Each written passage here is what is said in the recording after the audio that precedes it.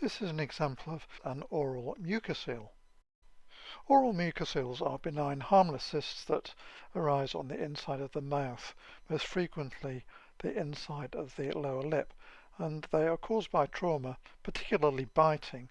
They can arise at any age, but tend to occur most frequently between the ages of 10 and 30.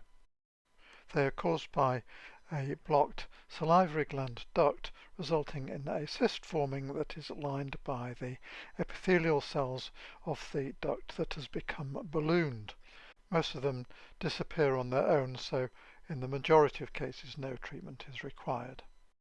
This is what the mucocele looks like down a microscope. So on the left of the picture is the layer of non-keratinizing stratified squamous epithelium that covers the inside of the mouth.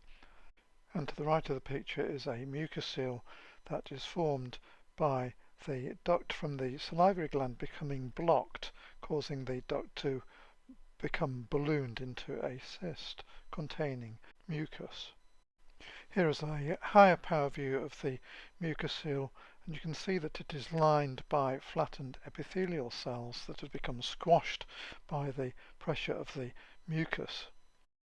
Sometimes the mucocele will rupture, resulting in extravasation of mucus into the surrounding soft tissues, resulting in an inflammatory reaction, causing granulation tissue to form with mucin-filled clefts that will eventually resolve on their own.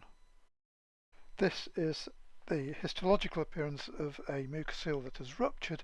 What we can see is pools of mucus lying in the stroma of the soft tissues.